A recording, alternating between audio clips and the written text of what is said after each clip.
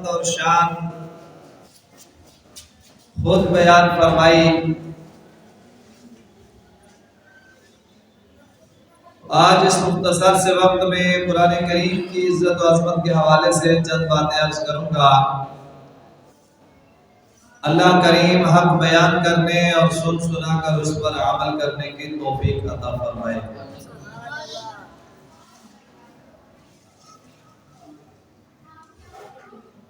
قرآن کریم فرقان حمید میں سے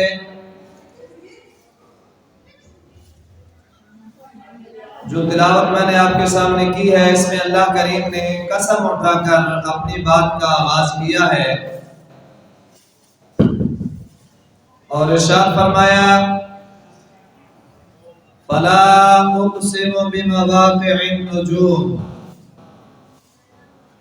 کہ مجھے قسم ہے ان جگہوں کی جہاں تارے ڈوبتے ہیں۔ وَإِنَّهُ لَقَسَمٌ لَوْ تَعْلَمُونَ عَظِيمٌ، فرمایا جو قسم میں نے اٹھائی ہے یہ کوئی معمولی قسم نہیں ہے۔ فرمایا وَإِنَّهُ لَقَسَمٌ لَوْ تَعْلَمُونَ عَظِيمٌ، جو قسم میں نے اٹھائی ہے یہ قسم بہت بڑی قسم ہے۔ حالانکہ اللہ تبارک و تعالیٰ کی ذات تو علی کل شیء قدیر ہے، وہ ساری کائنات کا خالق ہے، مالک ہے، رازق ہے۔ اللہ کریم کو کسی چیز پر قسم اٹھانے کی ضرورت نہیں ہے۔ ہم کمزور ہیں، ہم عاجز ہیں، ہم اپنی بات کسی کو یقین دلانے کے لیے ہم قسم اٹھاتے ہیں۔ اللہ تبارک و تعالیٰ کی ہر بات بڑی مضبوط ہے، پکی ہے۔ اللہ کا ہر کلام جیسے وہ ساری کائنات سے عرفہ اور اعلیٰ ہے، اللہ کا کلام بھی ساری کائنات میں عرفہ اور اعلیٰ ہے۔ قرآن کریم میں اگر اللہ کریم کسی مقام پر قسم اٹھاتا ہے اس کا مقصد یہ ہوتا ہے کہ اس قسم کے بعد جس چیز کا ذکر اللہ کریم فرما رہا ہے، جس چیز کا تذکرہ اللہ کریم کرنا چاہتا ہے، وہ چیز واقعہ ہی بڑی عزت والی ہے۔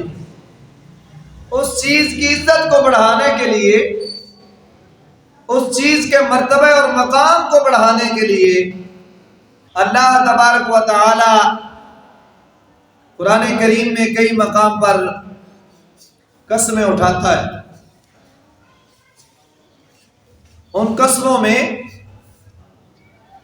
ایک قسم اس مقام پر اٹھائی جہاں اللہ کریم قرآن کریم کا ذکر بیان کرنا چاہتا ہے۔ اس سے ایک یہ بھی معلوم ہوتا ہے کہ قرآن کوئی عام کتاب نہیں ہے، قرآن کوئی معمولی کتاب نہیں ہے۔ جب قرآن کا ذکر رب خود قرآن کا خالق جب قرآن کا ذکر کرنا چاہتا ہے تو وہ بھی قرآن کے ذکر سے پہلے قسم اٹھا کر اس بات کی طرف توجہ دلاتا ہے کہ اے میرے بندو، اگرچہ میں خالق ہوں، میں مالک ہوں، میں رازق ہوں، لیکن قرآن وہ عظیم کلام ہے کہ جب میں خالق ہو کر بھی اس کا ذکر کرنا چاہوں تو اس کے ذکر سے پہلے قسم اٹھا کر تمہیں اس بات کی طرف توجہ دلانا چاہتا ہوں کہ میرا کلام قرآن ہے اور قرآن واقعی بڑا عظیم کلام ہے۔ اس کی عزت میں، عظمت میں، اس کی شان میں کوئی شک نہیں ہے۔ اس مقام پر بھی 27واں پارہ سورہ الواقعہ کے اندر اللہ رب العزت قرآن کریم کا ذکر فرما رہا ہے لیکن اس سے پہلے قسم اٹھائی، فَلَا أُقْسِمُ بِمَوَاقِعِ النُّجُومِ، فرمایا مجھے ان تاروں کی قسم،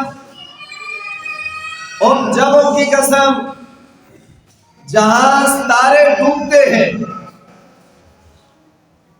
ہم تو یہ دیکھتے ہیں کہ آسمان پر ستارے آتے ہیں، کچھ دیر رہتے ہیں، اس کے بعد وہ غائب ہو جاتے ہیں، ڈوب جاتے ہیں، ختم ہو جاتے ہیں۔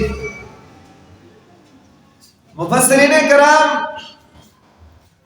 اس کی تشریح بیان کرتے ہوئے ارشاد فرماتے ہیں کہ اللہ کریم نے جو بیان فرمایا فَلَا أُقْسِمُ بِمَوَاقِعِ النُّجُومِ، کہ مجھے ان جگہوں کی قسم جہاں ستارے ڈوبتے ہیں۔ مفسرین کرام فرماتے ہیں اس کی ایک تشریح تو یہ ہے کہ اللہ تبارک و تعالی نے اپنے محبوب کے زمانے کی قسم اٹھائی ہے، اور دوسری تشریح یہ ہے کہ جہاں اللہ کے نبیوں کے مزارات ہیں، انبیاء کے مزارات ہیں، اور پھر صحابہ کرام کے مزارات ہیں، اللہ تبارک و تعالی نے ان کو ستاروں کی مانند بنایا ہے، اور جن جگہوں پر وہ تشریف فرما ہے، مدفون ہے، اللہ قرآن میں ان جگہوں کی قسم اٹھا کر قرآن کی شان بیان فرما ہے۔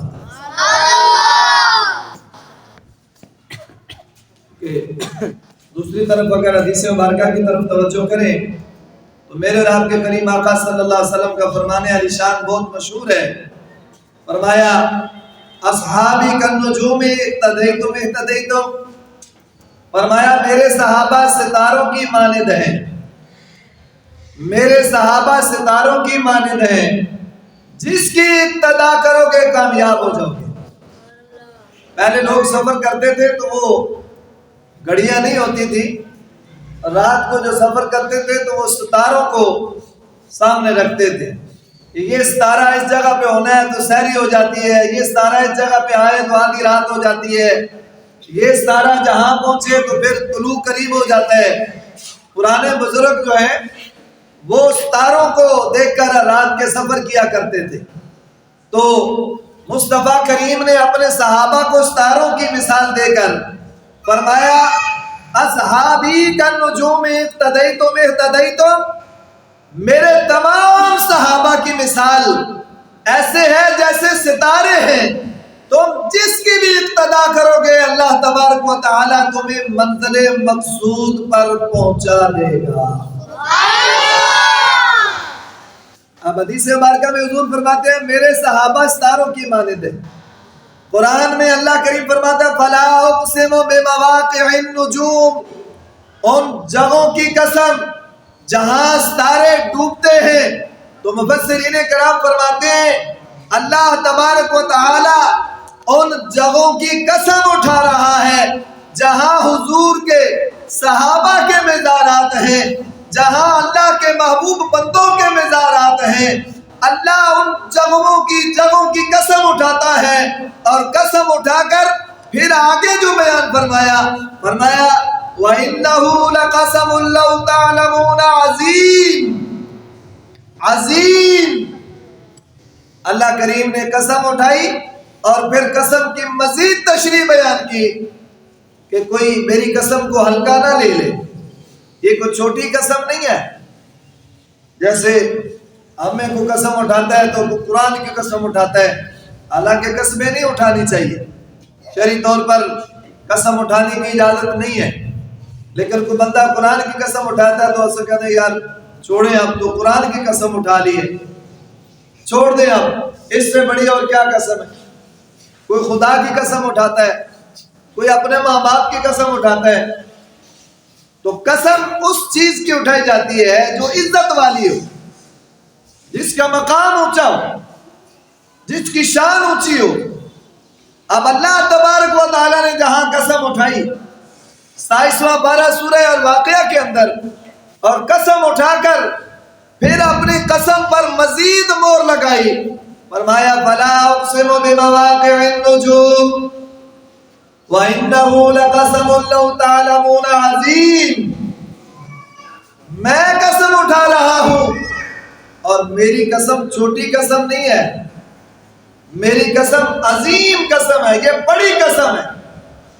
अब आगे सवाल पैदा होता है, मालिक मौला तुझे तो कसम उठाने की जरूरत नहीं है, तू तो वैसे खालिक है, मालिक है, राज़िक है, सारी कायनात का परवरदिगार है, पालने वाला है, तूने यहाँ कसम उठाई और फिर ये फरमाया कि मैंने बड़ी कसम उठाई। या अल्लाह, ये इतनी बड़ी कसम उठाकर तू बयान क्या करना चाहता है, हमें पैगाम क्या देना चाहता है, हम तक मैसेज कौन सा पहुंचाना चाहता है?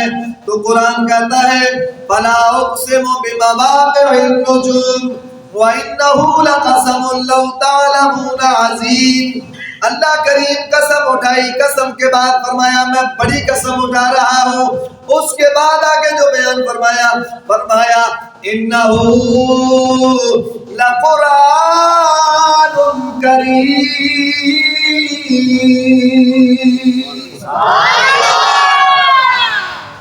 इतनी पक्की बात करके, इतनी मजबूत बात करके अल्लाह करीम ने आगे ये नहीं कहा कि मैं कसम उठाकर कह रहा हूं कि मैं तुम्हारा खालिक हूं, मैं कसम उठा रहा हूं कि मैं तुम्हारा राज़िक हूं, मैं कसम उठा रहा हूं कि मेरी फलानी शान है। वो तो हर कोई जानता है कि अल्लाह की शान क्या है। अल्लाह करीम कसम उठाई और कसम उठाने के बाद फरमाया इन्नहु लक़ुरआनुन करीम। मैंने जो कसम उठाई है तो इस कसम के बाद ऐ मेरे बंदो, मैं जो पैगाम तुम्हें देना चाहता हूँ, जो मैसेज तुम्हें देना चाहता हूँ, वो पैगाम ये है कि इन्नहु लक़ुरआनुन करीम। यहाँ फिर इन्ना लगा दिया, हालांकि रब ने कसम उठाई है, इन्ना की जरूरत ही नहीं थी। जब अल्लाह करीम ने कसम उठा ली तो फिर लफ्ज़ इन्ना की जरूरत नहीं थी। लेकिन जब कुरान की, चूंकि कुरान की इज्जत की बात है, कुरान का मैसेज अल्लाह करीम देना चाहता है, कुरान की तहारत अल्लाह करीम बयान करना चाहता है, कुरान की इज्जत व अज़मत अल्लाह करीम बयान करना चाहता है। अल्लाह ने पहले कसम उठाई, फिर फरमाया ये छोटी कसम ना समझना, मेरी कसम बड़ी कसम है। आगे फिर लफ्ज़ इन्ना लगाकर मजीद तहकीक कर दी, मजीद काम पक्का कर दिया। फरमाया इन्नहु लक़ुरआनुन करीम। फरमाया इसमें कोई शक नहीं है कि मेरा कलाम कुरान है और कुरान बड़ी इज्जत वाला है। बोलो सारे, कुरान बड़ी इज्जत वाला है। सारे बोलो, कुरान बड़ी इज्जत वाला है। इन्नहु लक़ुरआनुन करीम।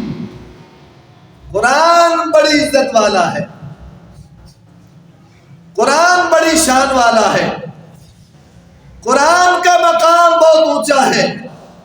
और आगे फरमाया फी किताबिन मकनून ला यमस्सुहु इल्लल मुतahharun। इस कलाम को मामूली ना समझना, इसको नजरअंदाज ना कर देना। हमने तो कुरान की अहमियत को कम कर दिया, रियाजी, साइंस और अंग्रेजी की कुतुब को अहमियत ज्यादा दी। उन किताबों को संभाल के रखते हैं। घरों में कुरान संभालने के लिए भी हमारे पास जगह कोई नहीं है, कुरान रखने के लिए भी हमारे पास जगह कोई नहीं है। चूंकि ये मुफ्त में अल्लाह करीम का कलाम मिला है और रियाजी या साइंस या इंग्लिश की बुक पर 4 टके खर्च करने पड़ते हैं। हम उन किताबों की इबादत करते हैं, उनकी देखभाल करते हैं, उनको संभालते हैं। हालांकि अल्लाह करीम फरमा रहा है इन्नहु लक़ुरआनुन करीम। ऐ लोगों, मैं बड़ी कसम उठाकर ये बात तुम्हें बताना चाहता हूँ, इसमें कोई शक नहीं है कि कुरान सबसे बड़ी इज्जत वाला है। कुरान इज्जत वाला है। और आगे अल्लाह करीम ने उसके आदाब बयान फरमाया ये ना हो कि जिस हाल में आओ कुरान उठा लो, پہلے تو ہمیں قرآن اٹھانے کا وقت ہی کو نہیں ملتا، اب کسی کے پاس ٹائم ہی کوئی نہیں، قرآن کو ہاتھ لگانے کا، قرآن کو اٹھانے کا، چومنے کا، سینے سے لگانے کا، پڑھنے کا، سمجھنے کا وقت کوئی نہیں۔ لیکن اللہ کریم نے فرمایا اگر ٹائم مل جائے، اس کو اٹھانا چاہو، دیکھنا چاہو، پڑھنا چاہو تو اس کو عام کتاب سمجھ کر ایسے نہ اٹھا لینا۔ لا یمسہ الا المطہرون، خبردار یہ میرا کلام ہے، یہ اونچی شان والا کلام ہے، اس کا مقام و مرتبہ اعلیٰ ہے۔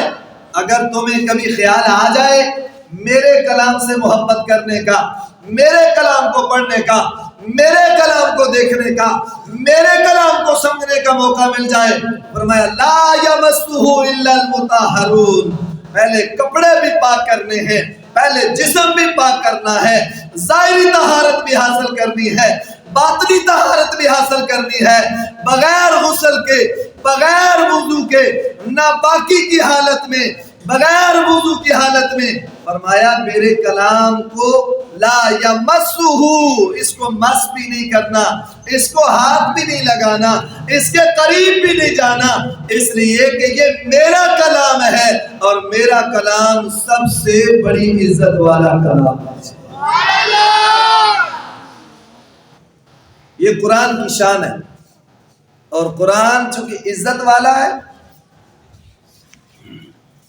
قرآن عزت والا ہے، اس میں کوئی شک نہیں ہے، اور قرآن اتنی عزت والا ہے کہ جس کی نسبت قرآن سے ہو جاتی ہے اللہ کریم اس کو بھی عزت والا بنا دیتا ہے۔ جو بھی قرآن سے لگ جاتا ہے، لکڑی لگ جائے قرآن سے تو لکڑی عزت والی ہو جاتی ہے، کپڑا لگ جائے قرآن سے تو کپڑا عزت والا ہو جاتا ہے، کاغذ لگ جائے قرآن سے تو کاغذ عزت والا ہو جاتا ہے، اور جس بندے کی نسبت قرآن سے ہو جاتی ہے، جس بچے کی نسبت قرآن سے ہو جاتی ہے، جس سینے کی نسبت قرآن سے ہو جاتی ہے، اللہ ہر اس چیز کو عزت عطا کرتا ہے جس کی نسبت اللہ کے پاک کلام قرآن کے ساتھ ہو جایا کرتی ہے۔ یہ لکڑ فرنیچر مارکیٹیں بھری پڑی، ہمارے گھروں میں لاکھوں روپیوں کا فرنیچر ہے، لیکن ہم پاکی پلیتی میں کوئی خیال نہیں کرتے، اس کے اوپر بیٹھتے بھی ہیں، چڑھتے بھی ہیں، جوتے لے کر بھی چڑھتے ہیں، پاؤں بھی رکھتے ہیں۔ وہی لکڑے جب اس کی نسبت قرآن کریم رکھنے کے لیے وہ ریل یا پھٹی بن جاتی ہے تو اس کا مرتبہ اور مقام یہ ہوتا ہے چونکہ اس کی نسبت قرآن سے ہو گئی ہے۔ اب اوپر بیٹھنا تو دور کی بات ہے، اہل ایمان اس کی طرف پاؤں پھیلا کر بھی نہیں بیٹھتے، اگر کوئی غلطی سے پھیلا دے تو ساتھ والا فوراً لگا کرتے ہیں، پاؤں پیچھے کرو، سامنے وہ پھٹی پڑی ہے جس پر رب کا قرآن رکھا جاتا ہے۔ خوشی غمی پر ہم قیمتی سے قیمتی لباس پہنتے، ہزاروں بلکہ اب تو لاکھوں میں بات چلی گئی ہے، لیکن اگر لاکھوں کا لباس بھی پہن لو تو آج تک کوئی بندہ اپنے لباس کو چومتا ہوا آپ نے نہیں دیکھا ہوگا، کسی نے اپنے لباس کو نہیں چوما، بے شک وہ لاکھوں کا ہو۔ کوئی بندہ یہ نہیں کہتا کہ میں نے تو جناب 10 لاکھ کا 5 لاکھ کا لباس پہنا ہے تو میں اس کو چوم لوں، یہ بڑا قیمتی ہے۔ اگر کوئی بندہ اپنے کپڑوں کو چومے تو دیکھنے والے کہتے ہیں پاگل ہو گیا ہے، لیکن بازار میں وہی کپڑا آج بھی 100-125 گز میں ملتا ہے، اس سے زیادہ قیمتی نہیں ہوتا، لیکن وہی کپڑا جب قرآن کے غلاف کی صورت میں اس کی نسبت جب قرآن کے ساتھ ہو جاتی ہے تو رب کا کلام اس کو اتنی عزت دیتا ہے۔ اب قرآن کو بعد میں چوما جاتا ہے، پہلے اس کپڑے کے بوسے لیے جاتے ہیں، اس لیے کہ اس کی نسبت عزت والے قرآن کے ساتھ جو ہو جائے۔ اللہ فرماتا ہے انہ لقرآن کریم، قرآن بڑی عزت والا ہے، جن راہوں سے قرآن آیا وہ راہ عزت والی، جن گلیوں سے قرآن آیا وہ گلیاں عزت والی، جس مہینے میں قرآن آیا وہ مہینہ عزت والا، اور جس سینے میں قرآن آ جائے اللہ اس سینے کو بھی عزت والا بنا دے۔ یہ قرآن کی تو برکت ہے۔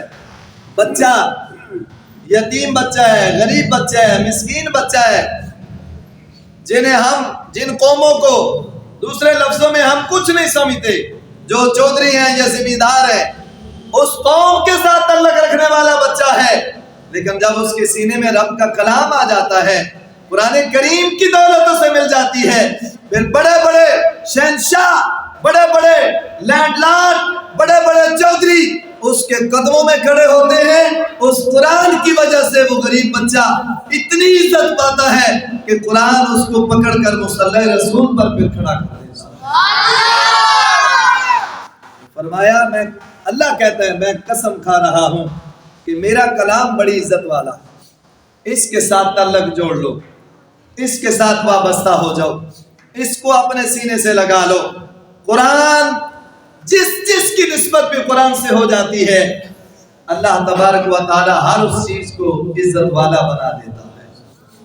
تو قرآن اللہ کا کلام ہے۔ وقت ہو چکا ہے، میں مزید اگر اس موضوع کو لمبا کروں تو دیر ہو جائے گی۔ مختصر یہ ہے کہ قرآن عزت والا بھی ہے، قرآن لنچ پال بھی ہے۔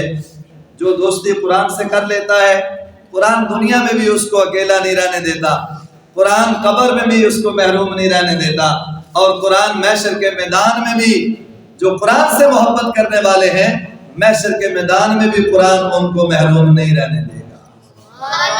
اس لیے ہمیں ضرورت ہے کہ ہم اللہ کے پاک کلام قرآن کو سینے سے لگائیں، اس کی طرف رخ کریں۔ ٹھیک ہے، سکول کی تعلیم ہونی چاہیے، ہمارے اپنے بچے سکول کی تعلیم حاصل کرتے ہیں، ہم اس کی مخالفت نہیں کرتے، لیکن افسوس کا مقام یہ ہے کہ سکول کی تعلیم کے لیے 12 گھنٹے ہمارے بچوں کے پاس ہیں۔ سکول کی تعلیم کے لیے ماں باپ صبح انگلی پکڑتے ہیں تو سکولوں تک موٹر سائیکلوں پہ چھوڑ کے آتے ہیں، اور قرآن کی تعلیم جو گھر میں ملتی ہے، جو مفت میں ملتی ہے، جو 1-2 منٹ کی مسافت میں ملتی ہے، بغیر کسی ایڈوانس فیس کے ملتی ہے، بغیر کسی داخلہ فیس کے ملتی ہے، آج ہم اپنے بچوں کو قرآن کی طرف لانے کے لیے یہ تکلیف نہیں کرتے کہ صبح اٹھائے اور مسجد مدرسے میں بھیجیں۔ تو یہ ہماری کمزوری ہے، بد نصیبی ہے۔ یہی وجہ ہے کہ آئے دن نئی پریشانیاں، مصیبتیں، تکلیفیں ہیں۔ قرآن سے وابستہ ہو جاؤ، انشاءاللہ قرآن دنیا میں بھی عزت عطا کرتا ہے، قرآن آخرت میں بھی عزت عطا کرتا ہے۔ اللہ کریم ہم سب